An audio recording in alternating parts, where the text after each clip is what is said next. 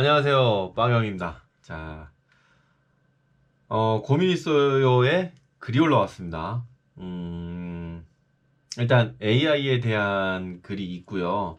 그리고 마지막에 웹 개발자들은 SI 쪽은 사실 대부분 다 코더들이라고 말하던데 어떤가요? 라고 했어요. 코딩하는 사람이니까 코더겠죠. 코딩하니까 그죠? 어, 좀 우리나라에서는 코더를 좀 비하하기 위해서 이렇게 용도를 그렇게 쓰는데 글 쓰는 사람 보고 라이터 하니까 라이터, 코딩 하니까 코더. 뭐 틀린 말은 아닌데 그걸 왜 저렇게 쓰는지는 저 사실 이해가 안 갑니다. 네. 어, 자, 먼저 어, AI 때문에 AI 시대가 왔잖아요. 그래서 의사, 변호사, 판사, 회계사 등 AI가 영국이나 미국에서는 대체해서 실제로 쓰고 있다라고 하고 있습니다. 4차 산업혁명에 대한 관련된 책들을 보게 되면 뭐 이것뿐만 아니라 제일 먼저 급하게 나온 게 제일 먼저 제일 급한 직업이 운수업에 있는 사람들이에요. 이제는 무인 자동차. 이제 지금 당장 광고만 봐도 손 안 대고 운전한다라는 그런 광고가 많잖아요. 그것처럼 그런 게 있고, 그리고 지하철 같은 경우는 이미 어 운전하시는 그 뭐 기관사라 그러죠. 기관사분이 안 계시잖아요, 아예. 그죠? 그래서 하나하나 지금 이렇게 바뀌고 있고, 그 다음으로 소개됐던 게 변호사예요, 변호사. 뭐 변호사가 막 이것저것 막 판례를 찾는 것보다 AI가 판례를 찾는 게 더 빠르다. 네, 이런 얘기가 있는데 최근에 이제 나온 책들 계속 읽어보면 신문 기사나 이런 것들 읽어보면 판사, 변호사 뭐 이런 데서 이런 판례를 찾는 거는 AI가 맞지만 AI가 뭐 정확하고 빠르고 이렇게 하지만 실제 이게 상황이라는 걸 또 고려를 해야 되잖아요. 예를 들어서 장발장 같은 경우 겨우 뭐 하나 훔쳐 먹었다고 막 그냥 뭐 촛대 뭐 이런 거 있잖아요. 그 사람이 왜 그랬나 이런 것도 따져봐야 되잖아요. 그래서 뭐 정상 참작이라고 해야 되나? 뭐 아무튼 그래서 그 상황을 고려하는 이런 거는 인공지능 그냥 칼이잖아요. 뭐 훔쳤어? 훔쳤으면 뭐 몇 년, 그 형을 그냥 바로 그냥 집행을 해버리잖아요.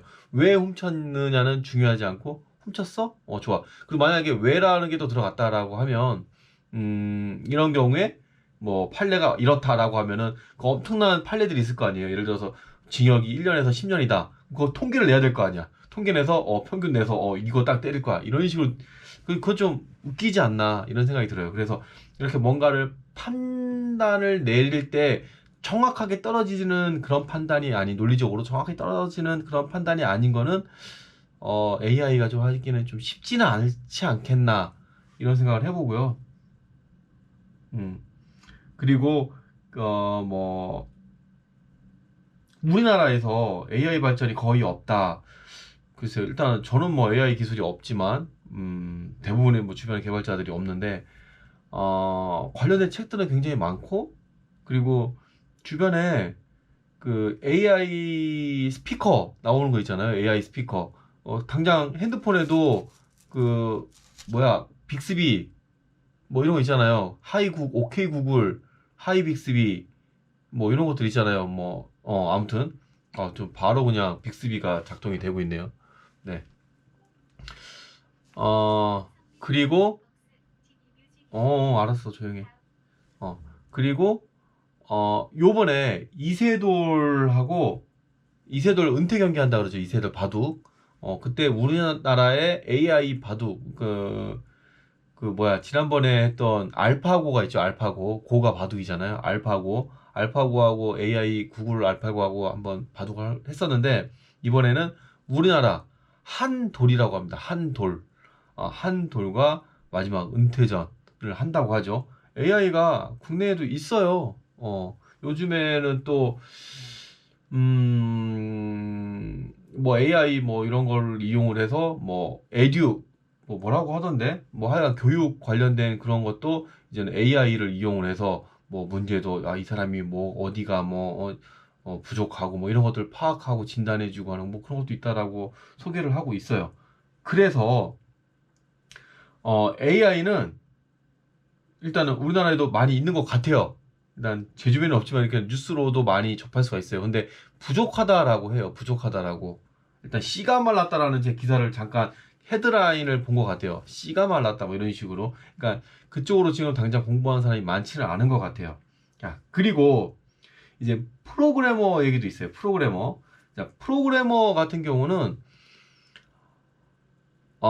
저는 사람들한테 그런 얘기를 했어요. 대부분의 한 작년에 나온 4차 산업혁명 책을 보면 프로그래머 얘기가 없는데 뉴스나 이런 거 보면 통계에 보면은 프로그래머가 그래도 좀 아래쪽에 순위에 아래쪽에 제일 순위가 높은 게 아까 운수업 그리고 뭐 변호사 뭐 이런 것도 있죠. 의사도 있었고 막 그렇게 있어요. 근데 프로그래머는 좀 아래쪽에 있었거든요.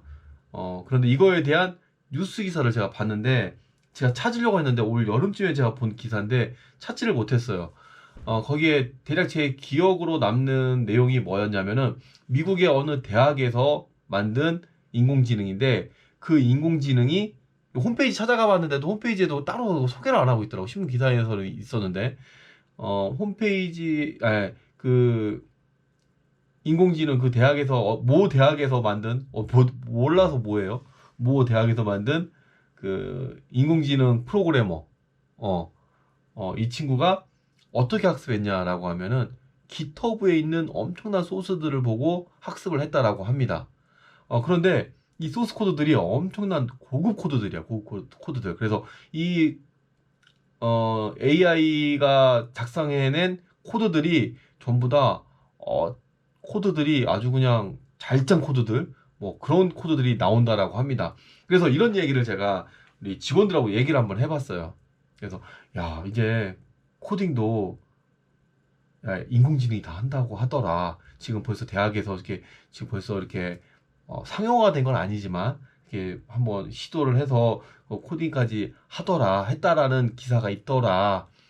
그런 얘기를 했어요 제가. 그랬더니 다들 막 얘기하는데 결론은 뭐냐면은 우리나라에서는 필요 없다. 왜냐하면 외국은 자 처음에 시스템 분석 뭐 이렇게 고객들이 요구하는 어떠한 그 요구 사항이 있을 거 아니에요. 그런데 그거를 이제 우리 시스템 분석하고 설계하고 이제 코딩하고 이게 구현이죠. 구현하고 테스트하고 배포하고 뭐 이렇게 나가는 건데 우리는 다람쥐 쳇바퀴 돌듯이 구현 중에 계속해서 새로운 요구사항이 나오는 거죠. 그래서 그 요구사항을 처리하다 보면 계속 처음부터죠, 처음부터. 근데 이거를 사람이니까 중간에 듣고서 하고서 막 짜증 내가면서 다시 하고 하는데 과연 인공지능은 그렇게 할 수 있겠냐라는 거죠. 다시 또 처음부터 하고 하니까 얘 아주 그냥 엄청난 부하가 걸릴 거다 뭐 이런 얘기도 하고 그랬어요. 뭐 우스갯소리인데. 그래서 현실 우리나라에서는 그게 맞지 않다. 왜냐면 일정은 계속 그대로야. 늘어나지 않아. 다시 처음부터 해야 되는데. 시스템은 딱 예를 들어서 시스템 딱 판단해가지고 뭐 5개월 동안 코딩하면은 AI가 코딩하면 5개월 동안 나오게 딱 됐어. 그런데 5개월은 그대로 있는데 추가 사항이 계속 나왔어. 그러면 한 달 동안 지나갔다 하고 예를 들어서 한 달이 지나갔어. 근데 5개월 동안 나와야 되는데 추가 요구 사항이 나왔어. 다시 5개월 동안 다시 처음부터 해야 되는 거 아니에요. 그걸 반영하기 위해서. 사실 코딩하다가 추가 요구사항이 나오면은 이거를 다 없애버리고 다시 처음부터 하는 게 더 빠를 수도 있잖아요. 그죠? 그래서 그런 상황도 고려를 했을 때 우리나라에서는 인공지능은 적합하지 않다. 우리나라는 핸드메이드다. 뭐 이런 얘기를 하기도 했어요. 그리고 웹 개발자들은 SI 쪽은 사실 대부분 다 코더들이라고 말하던데 어떤가요? 그러니까 이분은 사실 개발자에 대해서 잘 모르시는 분 같아요.